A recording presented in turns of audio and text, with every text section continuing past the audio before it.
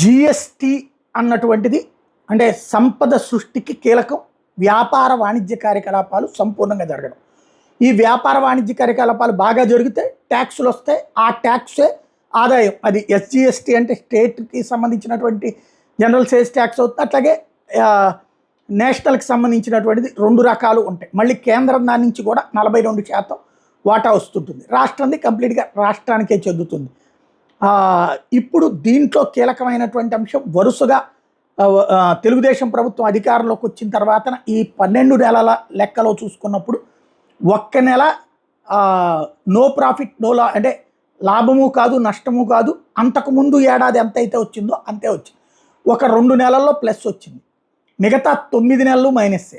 ఇప్పుడు తాజాగా వచ్చేటప్పటికి మే పూర్తయ్యి జూన్లోకి వచ్చాం. మే నెలకు సంబంధించినటువంటి జిఎస్టీలో -2% అన్నటువంటిది తాజాగా కీలకం.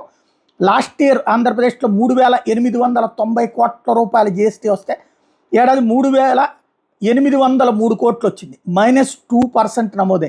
అదే సందర్భంలో తెలంగాణ వచ్చేటప్పటికి 4,986 నుంచి 5,310 కోట్లకు పెరిగింది.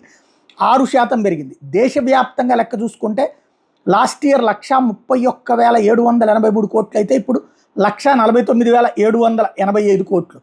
13.66% దేశవ్యాప్త జిఎస్టీ పెరిగితే అదే సందర్భంలో ఇక్కడ జిఎస్టీ వచ్చేటప్పటికి తగ్గినటువంటి వ్యవహారం అన్నటువంటిది ఇందులో కీలకమైనటువంటి -2 అన్నటువంటిది కీలకమైనటువంటి అంశం. వరుసగా మైనస్ జిఎస్టీ అన్నది నమోదవుతుంది.